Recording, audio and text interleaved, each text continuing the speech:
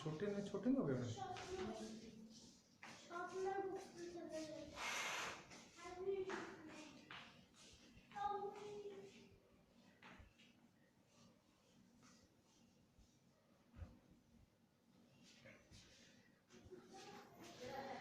तो बच्चों स्वागत है आपका magic maths by Guru Randhawa में।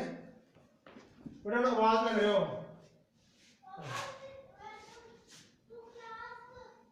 अच्छा तो बच्चों वेलकम टू रंधावा क्लासेस। आज हम क्लास 10 के बारे में फर्स्ट चैप्टर जो नंबर सिस्टम है उसके बारे में पढ़ेंगे और हिंदी मीडियम पढ़ेंगे। जो ये लेक्चर है स्पेशली हिंदी मीडियम वाले बच्चों के लिए है, थोड़ा ध्यान देंगे। तो जो हिंदी मीडियम वाले बच्चे हैं वो थोड़ा इस बात पे ध्यान दें कि जब हम छोटी क्लासेस में हमने एचसीएफ और एलसीएम निकालना सीखा था। जैसे दो संख्याएं दे रखी हैं 18 और 24। इसका एचसीएफ निकालने के लिए हम इसके टुकड़े करते थे, 2 से भाग देते थे 9 और 12, फिर 3 से 3 गुना 3 9 4 पे जाएगा। आगे कोई ऐसी संख्या नहीं है जो दोनों को भाग कर सके। तो एचसीएफ हम कैसे निकालेंगे इसका? जो ये वाली संख्या होती थी जो कॉमन डिवाइजर, जो ऐसी संख्याएं जो दोनों को भाग करती हैं उनकी गुणा करके, जैसे 2 गुणा 3 6, ऐसे हम एचसीएफ निकालते थे। और एलसीएम निकालने के लिए हम क्या करते थे? इनकी गुणा इन सबके साथ कर देते थे, 2 गुणा 3 गुणा 3 गुणा 4। ऐसे इन संख्याओं का क्या आता था? एलसीएम। ये थोड़ा आपको याद रखने के लिए। इसके बाद हम चलते हैं यूक्लिड विभाजन प्रमेयिका। ये क्या होता था? ये सूत्र होता था भाज्य बराबर है भाजक गुना भागफल प्लस शेषफल। ये भी हमने छोटी क्लासेस में किया हुआ है। जैसे अगर आपने 17 को 3 से भाग देना है तो 3 गुना 5 15 और शेषफल कितना आएगा? 2। यहाँ पे जो बीच वाली संख्या है इसको हम भाज्य बोलते हैं। जिससे आप भाग दे रहे हो वो भाजक होती है, और जो भाग देने के बाद जो आता है वो भागफल, और जो बचता है वो शेषफल। जैसे 17 को हम ऐसे लिख सकते हैं 3 गुना 5 15 प्लस 2 17। तो भाज्य बराबर है 3 की भाजक गुणा भागफल प्लस शेषफल। तो इतनी सी बात आपको समझ में आ गई होगी बच्चों। तो चलो इसी के बाद हम एनसीईआरटी की 1.1 एक्सरसाइज भी आते हैं। प्रश्नावली 1.1.1 खोलिए।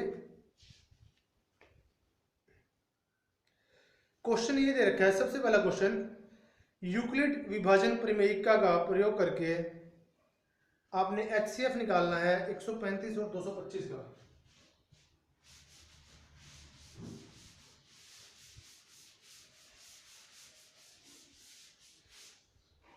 पहला प्रश्न,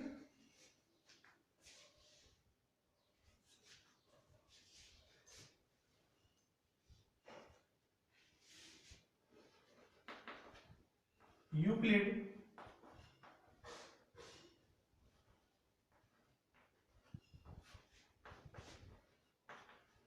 विभाजन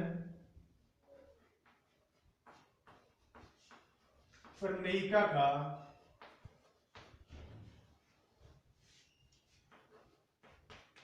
प्रयोग करके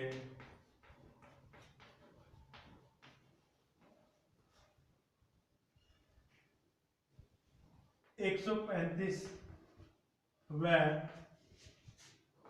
225 का एचसीएफ ज्ञात कीजिए।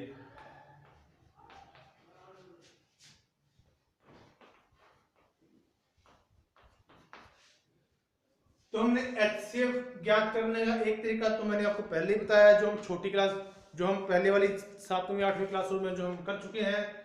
लेकिन इसका प्रयोग करते हुए एक नया तरीका है एचसीएफ निकालने का। वो ये है कि जो पहले बड़ी संख्या है उसको छोटी संख्या से भाग दीजिए।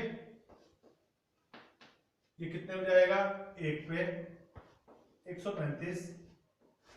शेषफल निकालिए, 5 में से 5 गए 0, 12 में से 3 गए 9, 1 में से गया 0। अब ये जो छोटे वाली संख्या थी इसको अंदर लेके जाएंगे, इसको शेषफल से भाग देंगे। 135 को 90 से भाग दीजिए, 90 को 90, बचा कितना? 45। अब फिर 90 को अंदर लेके जाएंगे, अब कितने में जाएगा 2 पे, 45 दूनी 90 और शेषफल कितना 0। ऐसे भाग आपने तब तक करना है जब तक शेषफल 0 नहीं आता, और जैसे ही आपका शेषफल 0 आता है तो एचसीएफ जो ये क्या बोलते हैं इसको, भाजक है, जो ये भाजक होता है यही क्या आएगा आपका एचसीएफ। एचसीएफ कितना आएगा 45। हम रफली निकाल के देख लेते हैं, ये आपको नोट नहीं करना, फिर भी आपको निकाल के मैं बता देता हूँ। 135 का और आपने 225 का अगर आप एलसीएम निकालते, सॉरी एचसीएफ निकालते तो कितने हो जाएगा 5 पे 5 दूनी 10, 5 सत्ते 35, 5 चौके 20, 15 25, फिर 3 पे 3 गुना 9 27, 3 एकम 3, 3 बचे 15। क्या कोई और संख्या है जो दोनों को भाग करेगी? हाँ जी बिल्कुल है, 3 3 के 9, 3 पंजे 15। क्या कोई और संख्या है जो दोनों को भाग करेगी? नहीं। तो एचसीएफ हमारा क्या आना था, इन तीनों की गुना 5 गुना 3 गुना 3 45, जो कि हमारा ये देखिए ये एचसीएफ आ चुका है। ये जो हमारा सिंपल तरीका है जो हम पहली वाली कक्षाओं में करते थे, और जो ये एचसीएफ निकालने का जो ये वाला तरीका है इसको हम बोलते हैं यूक्लिड विभाजन परिमेयिका का प्रयोग करके एचसीएफ निकालना। तो मेरे ख्याल से आपको समझ में आ गया होगा। तो इसमें दोबारा देख लीजिए, इसमें करते क्या है, पहले बड़े वाली संख्या को छोटी वाली संख्या से भाग देते हैं, जो शेषफल आता है छोटी वाली संख्या को उस शेषफल से भाग देंगे, तो जो शेषफल आएगा फिर 90 को फिर अंदर लेके जाएंगे। ये ऐसा हमें तब तक करना है जब तक शेषफल आपका 0 नहीं आता। अब जैसे ही आपका शेषफल 0 आया तो जो ये वाली आखिरी वाली संख्या की जो भाजक होता है यही आपका क्या होता है एचसीएफ। चलिए ऐसा से एक क्वेश्चन और करते हैं ताकि आपको समझ में आ जाए।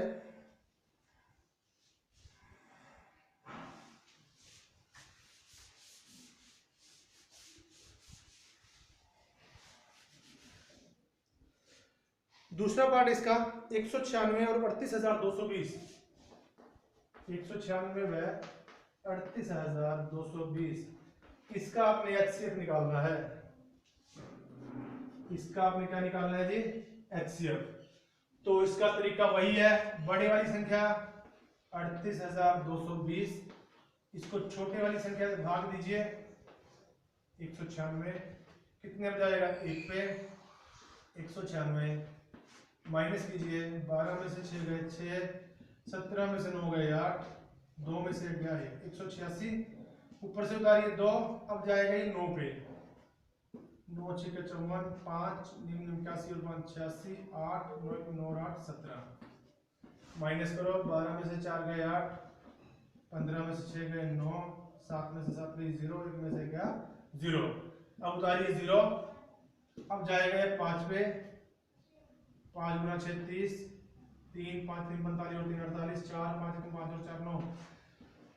और ये किस्मत से आपने इसको पहली बार भाग दिया और शेषफल आपका पहली बार में ही 0 आ गया। जैसे ही शेषफल 0 आया तो एचसीएफ क्या होगा यहाँ पे 196, तो आपका एचसीएफ आएगा 196। इसका तीसरा पार्ट आप घर से खुद करेंगे, कर दो इसको।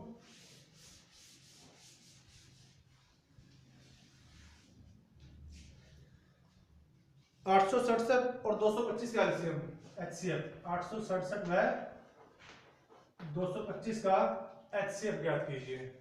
तो इसमें भी वही तरीका है, बड़े वाली संख्या को छोटे वाली संख्या से भाग करें, ये जाएगा आपका 3 पे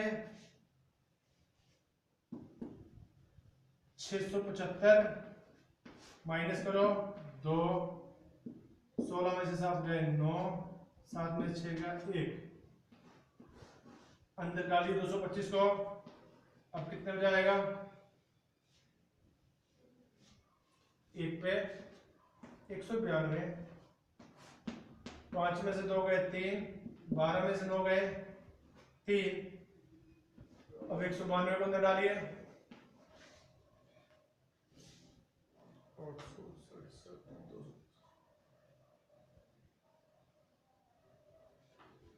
अब कितने हो जाएगा,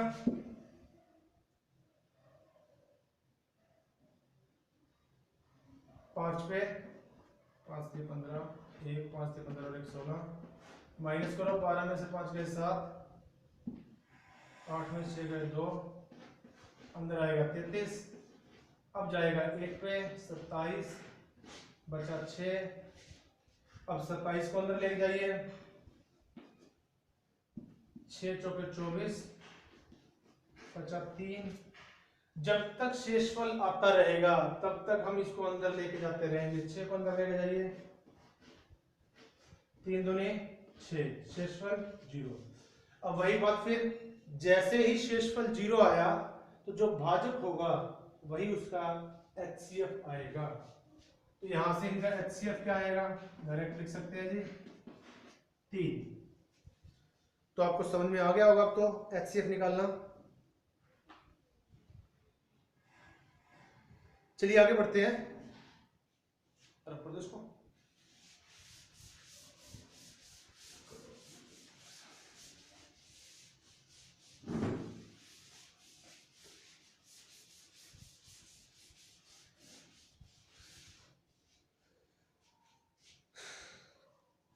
अगला प्रश्न, सिद्ध कीजिए कि किसी धनात्मक विषम पूर्णांक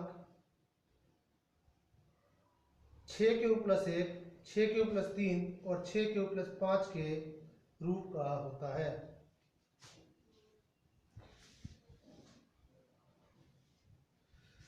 दूसरा क्वेश्चन है, थोड़ा ध्यान दीजिए।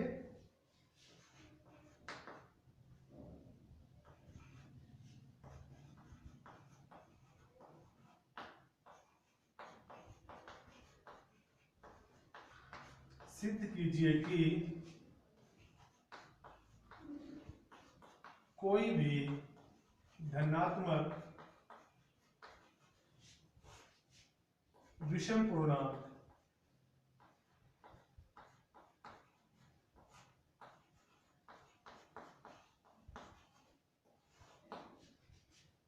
6^1, 6^3 व 6^5 के रूप का होता है। रूप का होता है। ये प्रश्न है जी आपका दूसरा प्रश्न। वेयर कोई जहां क्यों क्या है, क्यों कोई पूर्णांक है। तो ये प्रश्न आपका दूसरा, कि हमने सिद्ध करना है कि कोई भी धनात्मक विषम पूर्णांक या तो 6^1 के रूप का, या 6^3 के रूप का, या फिर 6^5 के रूप में लिखा जाएगा, जहां क्यों क्या है, कोई पूर्णांक है। तो हल करते हैं हम इसका। तो माना, शुरू यहां से करेंगे आप, माना ए एक धनात्मक पूर्णांक है। अच्छा बच्चों, इसके बारे में तो आपको समझते हैं ना, पूर्णांक क्या होते हैं, ये हम पहले लेक्चर में आपको बता चुके हैं। मेन बात, सम और विषम क्या होता है, जो संख्या 2 से भाग होती है वो सम होती है, और जो संख्या 2 से भाग नहीं होती वो विषम होती है। तो हमने यहाँ पे किसके बारे में बात करनी है, विषम पूर्णांक के बारे में। तो हम शुरू यहां से करेंगे, माना ए एक धनात्मक पूर्णांक है। धनात्मक मतलब प्लस का। तो किसके रूप में लिखना आपको, 6^1 के रूप में। तो जिसके रूप में आपको लिखना है, आप इसको उसी संख्या से भाग दीजिए। ए को 6 से भाग दीजिए। 6 से भाग देने पर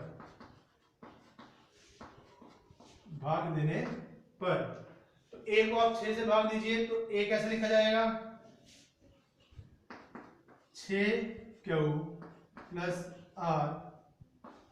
जहां पर r क्या हो सकता है,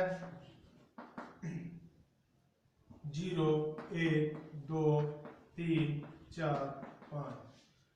अब यहाँ पे वही है ये यूक्लिड विभाजन प्रमेय का। अगर आप किसी भी संख्या को 6 से भाग दोगे तो कोई ना कोई भागफल आएगा और कोई ना कोई शेषफल आएगा।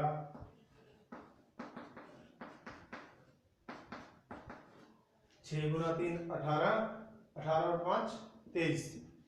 तो ये हमने यहाँ पे 23 की जगह हमारा यहाँ पे ए है, 6 है, 3 की जगह हमारा क्यू है और 5 की जगह आर। तो हम किसी भी संख्या को अगर 6 से भाग देते हो तो ए कैसे लिखा जाएगा, 6 गुना क्यू प्लस आर। और आर क्या है यहाँ पे, शेषफल। और शेषफल क्या शेषफल भाजक से बड़ा होता है? नहीं। तो शेषफल हमारा कितना हो सकता है, 0 से लेकर 5 तक, 0 1 2 3 4 5, क्योंकि शेषफल ना तो कभी माइनस में होता और ना ही कभी भाजक या भाजक से बड़ा होता है। तो आर के पास हमारी ये चॉइसेस है। तो एक एक करके हम सारे आर की वैल्यू पुट करेंगे। हम इसमें आर का मान रखेंगे।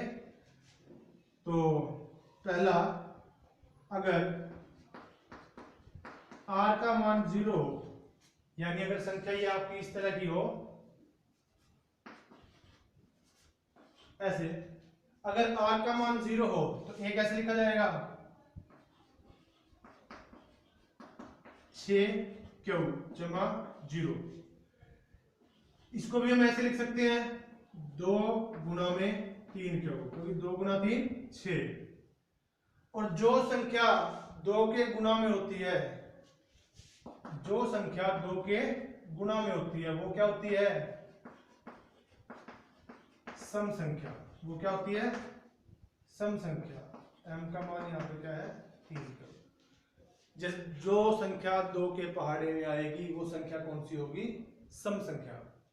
अब अगला मान पुट करते हैं। अगर r का मान 1 हुआ तो क्या होगा, a कैसे लिखा जाएगा, 6 क्यू जमा 1। 6 क्यू कौन सी संख्या थी, सम। सम संख्या में अगर आप 1 जोड़ते हो तो वो संख्या कौन सी होती है, विषम। तो ये संख्या कौन सी है, विषम। अगर r का मान 2 रखें, a कैसे लिखा जाएगा, 6 क्यू जमा r की जगह रखें 2। तो यहां से हमारा 2 कॉमन आ रहा है, 2 को बाहर निकालिए, अंदर कैसे लिखा जाएगा, 3 क्यू जमा 1। तो ये पूरी संख्या 2 के साथ गुणा में है, तो ये संख्या कौन सी होगी, ऊपर वाली संख्या की तरह है। ये वाली संख्या सम संख्या होगी। सीधा लिख देता हूं, 2 का मल्टीपल, 2 का गुणांक। जो संख्या 2 के गुणा में आती है, जैसे 6 है, 2 गुना 3, वो सारी संख्याएं क्या होती है, सम। आगे अगर r बराबर 3 हो, a कैसे लिखा जाएगा, 6 क्यू प्लस 3। तो ये सम संख्या में 1 जोड़ते हो तो ये कौन सी संख्या है, विषम। आगे अगर r बराबर 4 हो तो a लिखा जाएगा 6 क्यू प्लस 4। यहां से आप 2 कॉमन निकाल सकते हो, 3 क्यू जमा 2। और जब 2 की संख्या गुणा में होती है वो संख्या कौन सी होती है, सम संख्या। तो ये संख्या कौन सी है आपके पास, सम। इसका अगला आखिरी r का मान हमें कहां तक लेना है, 5 तक। तो 0 भी आ चुका है, 1 भी आ चुका है, 2 भी आ चुका है, 3 भी आ चुका है, 4 भी आ चुका है।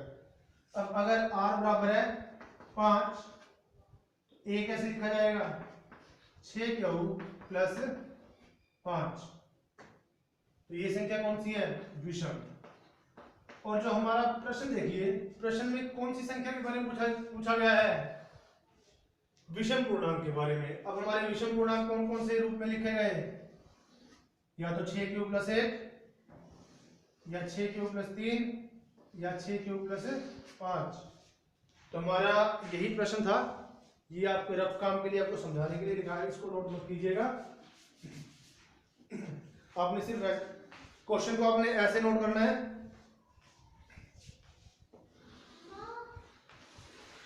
तो आप ये लिखोगे, अतः कुनिंद्र अतः प्रत्येक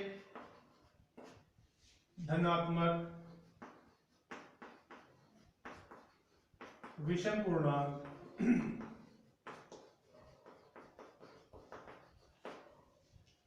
6q-1 6q-3 व 6q-5 के रूप का होता है,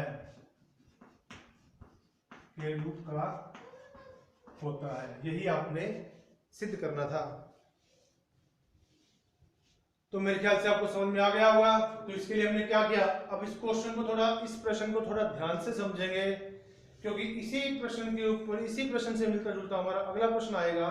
तो इसलिए पहले इस प्रश्न को ध्यान से समझे जो आपको समझाया गया है कि हमें ये सिद्ध करना था कि कोई भी धनात्मक विषम पूर्णांक 6q-1 6q-3 6q-5 के रूप का आता है। तो इसके लिए हमने क्या किया, माना a को एक धनात्मक पूर्णांक माना, जिसके गुणा में लिखना है उसी संख्या से भाग करेंगे।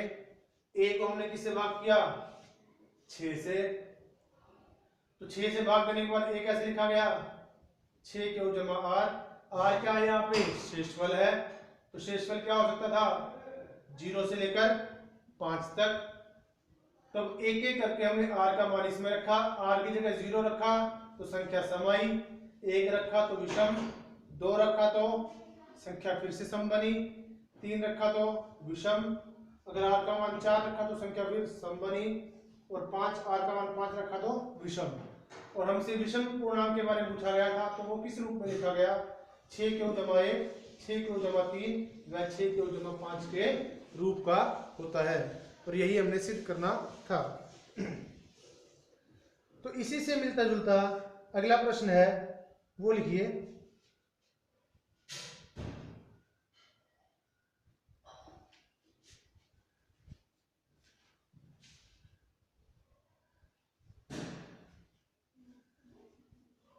एक प्रश्न और करेंगे हम,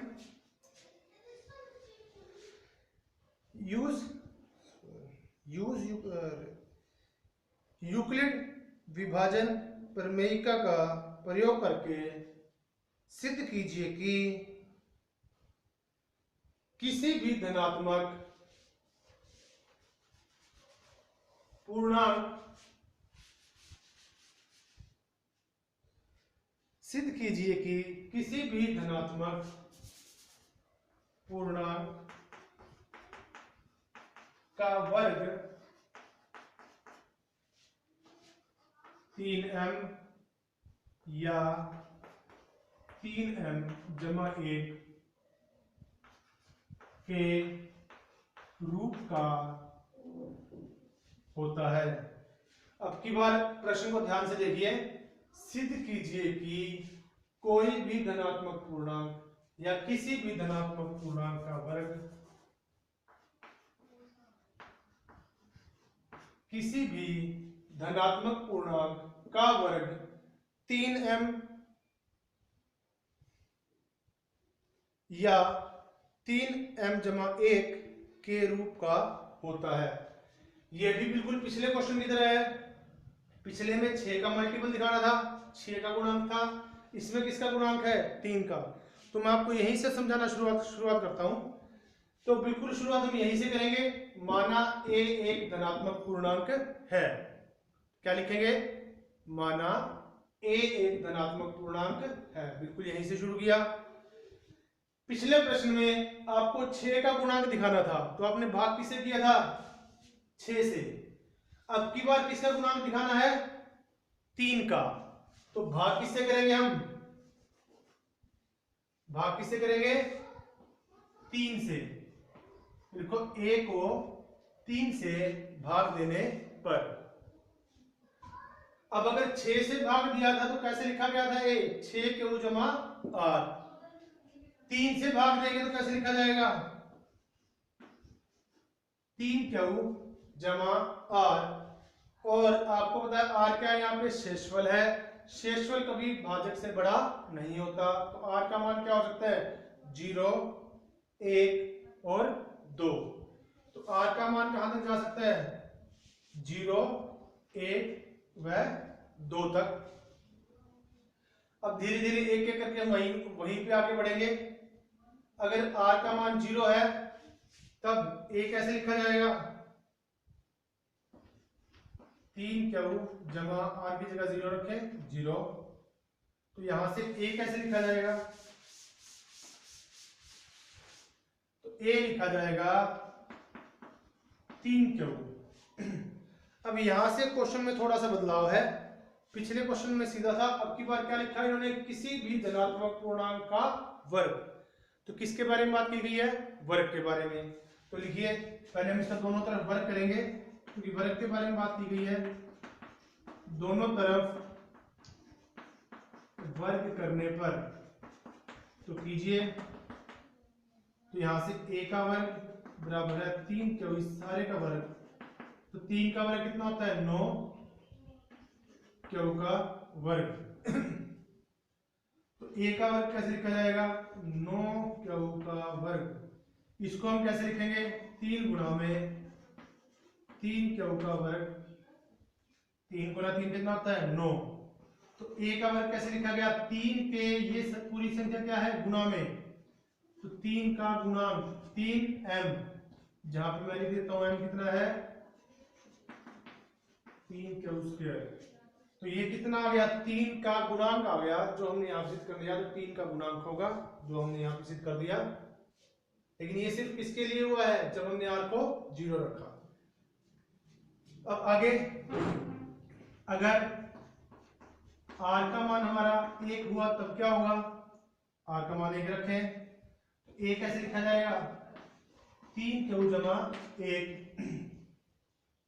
दोनों तरफ वर्ग कीजिए,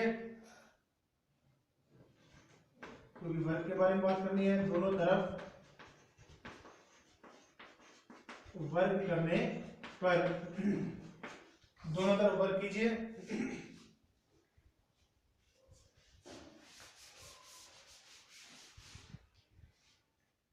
तो a का वर्ग कैसे लिखा जाएगा, 3q जमा 1 इस सारे का वर्ग। तो इसका वर्ग खोलेंगे हम,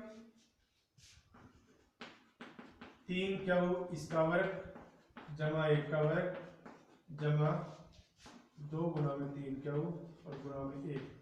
हमने सूत्र का प्रयोग किया, a जमा b का वर्ग क्या होता है, a का वर्ग जमा b का वर्ग जमा 2ab। इस सूत्र का प्रयोग करके हमने इसको बोला है।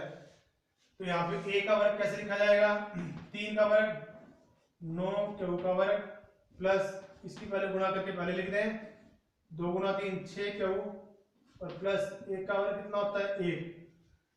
इसमें से 3 को कॉमन निकाल सकते हैं हम, a का वर्ग कैसे लिखा जाएगा, 3 को बाहर निकालिए, अंदर आएगा यहाँ पे 3q का वर्ग जमा 2q और जमा 1 यहाँ पे अलग से।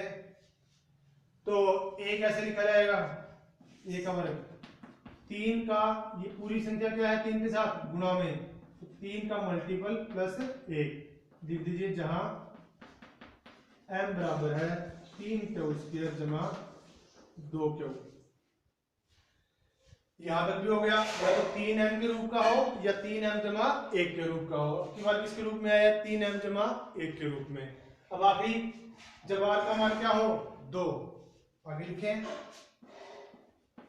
अगर r का मान 2 हुआ तो क्या होगा, a कैसे लिखा जाएगा, 3q जमा 2, दोनों तरफ क्या करेंगे वर्ग, फिर से क्योंकि धनात्मक पूर्णांक का वर्ग के बारे में बात हुई है, तो दोनों तरफ वर्ग करने पर तो वर्ग कीजिए, तो a का वर्ग क्या आएगा, 3q जमा 2 इस पूरे का वर्ग ये आएगा। इसको भी इसी फॉर्मूले से बोलेंगे तो क्या आएगा, 9q का वर्ग a का वर्ग जमा b का वर्ग 2 का वर्ग 4, तो लिख ही देते हैं, a का वर्ग जमा b का वर्ग जमा 2ab, 2 गुणा में 3q और गुणा में b की जगह कितना है 2। तो ये लिखा जाएगा, a का वर्ग आपके पास 9q का वर्ग जमा 2 दिए 6 6 दूनी 12q जमा 4। अब इसको भी हम ऐसे लिख सकते हैं, क्योंकि देखो 3m जमा 1, 3m जमा 3m, या तो 3m के रूप का हो या 3m जमा 1 के रूप का हो। 3m जमा 4 तो नहीं बताया किसी ने, तो इसके लिए हम टुकड़े करेंगे। पहले 9 क्यू का वर्ग जमा 12 क्यू, 4 को हम ऐसे लिख सकते हैं 3 जमा 1। वो हमने ऐसा इसलिए लिखा ताकि इस पूरी संख्या में से 3 को कॉमन